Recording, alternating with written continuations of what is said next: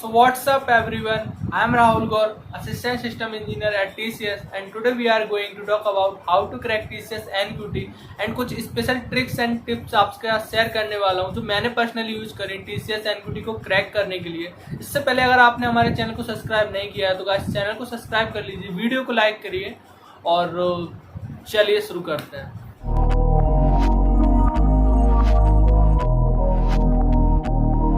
तो गाइस सबसे पहले हम बात कर लेते हैं कि TCS NQT है क्या। तो अगर हम TCS NQT की बात करें तो TCS NQT TCS के द्वारा कंडक्ट किए जाने वाला एक एग्जाम है जो फ्रेशर्स को हायर करने के लिए यूज होता है।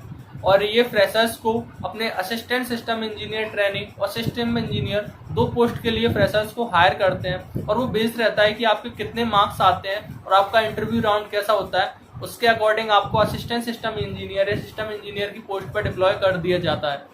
तो ऐसे अगर हम बात करें तो NQT में मेनली 3 कंपोनेंट होते हैं, जिनमें से इनका पहला कंपोनेंट रहता है आपका एप्टीट्यूड का सेक्शन, सेकंड में रहता है आपका कोडिंग राउंड और थर्ड रहता है आपका इंटरव्यू राउंड। इन तीनों में अगर हम मेजर फैक्टर की बात करें तो सबसे पहले तो आपको एप्टीट्यूड राउंड को क्रैक करना बहुत ज़रूरी है, क्योंकि ये 1800 मार्क्स का होता है, जिसमें आपको अगर NQT को क्रैक करना है तो आपको कम से कम 1300 प्लस मार्क्स तो लाने ही पड़ेंगे। इसके अलावा अगर आप कोडिंग राउंड को भी क्रैक कर सकते हैं, वो आपका 60 मार्क का रहता है। लेकिन अगर हम कंपेयर करते हैं तो आपका एप्टीट्यूड ज़्यादा इंपॉर्टेंट है एज कम्पेयर टू आपका कोडिंग राउंड, बिकॉज उसमें 18 में से आपको 1300 प्लस मार्क्स तो चाहिए ही है। और अगर कोडिंग की बात करें तो कोडिंग में अगर आपका अच्छी परफॉर्मेंस नहीं रहती है और आपके एप्टीट्यूड में अच्छी परफॉर्मेंस रहती है तो आप उस बेसिस पे भी सिलेक्ट हो सकते हो। मैं अगर अपनी पर्सनली बात करूं तो मेरे 1800 में से 1308 नंबर आए थे एप्टीट्यूड वाले सेक्शन में, और कोडिंग वाले सेक्शन में मेरे ओनली 10 नंबर आए थे, बट मेरा फिर भी सिलेक्शन हो गया था। तो अगर मैं आपको कुछ स्ट्रेटेजी की बात करूं तो आपको अगर आप NQT के लिए प्रिपेयर कर रहे हो तो आपको सबसे पहले तो अपने एप्टीट्यूड पे फोकस करना है, जिनमें मेनली 3 चीज़ें रहेंगी आपकी। पहला मैथ, दूसरा इंग्लिश और तीसरा रीजनिंग। अगर आप इन 3 चीज़ों पर अपनी अच्छी पकड़ कर लेते हो तो आप सिंपली NQT को क्रैक कर सकते हो। देन उसके बाद में अगर आप कोडिंग पर अपनी पकड़ कर लेते हो तो शायद आप कोडिंग में भी अच्छा करो, आप सीधा सिस्टम इंजीनियर की पोस्ट पर जा सकते हो। नहीं तो आप अगर इन बेसिस पर TCS को क्रैक करते हो तो आप असिस्टेंट सिस्टम इंजीनियर की पोस्ट तो सीधे ही हासिल कर लोगे। और अगर मैं आपको इंटरव्यू की थोड़ी सी बात करूं तो इंटरव्यू आपका टोटली बेस्ड रहता है टेक्निकल पर, और प्रोजेक्ट जो आपने बनाया हुआ है उस पर वो आपसे डिस्कस करेंगे, आपकी टेक्निकल नॉलेज के बारे में बात करेंगे, ऊप्स के कॉन्सेप्ट। और ज़्यादातर मैंने देखा है कि वहाँ पर भी आपसे थोड़ा बहुत रीजनिंग के रिलेटेड भी बात कर लेते हैं, और आपका टेक्निकल उसके लिए स्ट्रांग होना ज़रूरी है। और अगर मैं कम्युनिकेशन स्किल की बात करूं तो कम्युनिकेशन स्किल मैटर करती है, बट अगर आप इंग्लिश में थोड़ा वीक हो या फिर आपकी कम्युनिकेशन स्किल थोड़ी वीक है बट आप अपनी बात को उन तक डिप्लॉय कर पा रहे हो कि क्या आप उनको समझा पा रहे हो, तो आप इजीली TCS NQT को क्रैक कर लोगे। और इसके बाद मैं अगली वीडियो में अपना इंटरव्यू एक्सपीरियंस भी शेयर करूंगा कि इंटरव्यू में किस तरीके से वो क्वेश्चन पूछते हैं, कैसे हम उसको रिप्लाई करना और कैसे मैंने अपना इंटरव्यू क्रैक किया है। TCS NQT का मेनली फोकस होता है कि कंपनी ऐसे बंदों को हायर करना चाहती है जो एप्टीट्यूड और उनके कम्युनिकेशन स्किल में काफ़ी ठीक हो।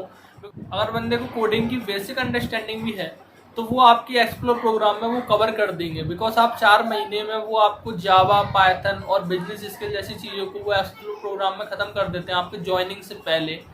तो गाइस सिंपली मैं आज समराइज करना चाहूँगा इसको। तो अगर आप कोडिंग में थोड़ा वीक भी हैं तो अगर आप TCS NQT क्रैक कर लेते हैं तो उसके बाद TCS का एक प्रोग्राम होता है TCS एक्सप्लोर करके, इसमें आपको समथिंग 4 से 5 महीने तक कोडिंग, SQL एंड कुछ बिजनेस स्किल भी आपको सिखाई जाती हैं, तो वो सारी उसमें कवर हो जाती हैं।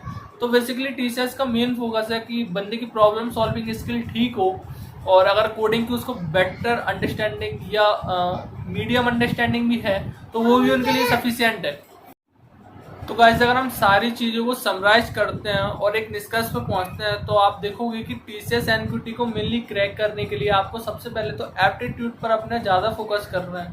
अगर आप कोडिंग में थोड़ा वीक है तो उससे कोई दिक्कत नहीं है, आप सबसे पहले अपने एप्टीट्यूड पर ज़्यादा फोकस कीजिए।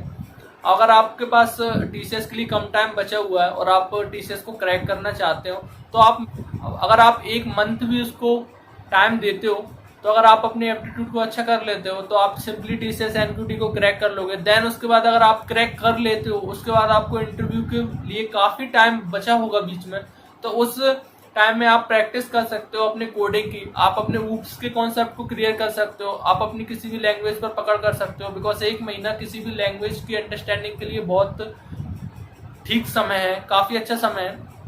तो बेसिकली आपको क्या करना है कि आपको सबसे पहले एप्टीट्यूड पे फोकस करना है। देन अगर आपका टीसीएस एनक्यूटी क्लियर हो जाता है तो फिर आपको कोडिंग की तरफ बढ़ना है, और आप कोडिंग की हेल्प से इंटरव्यू भी क्लियर कर लोगे।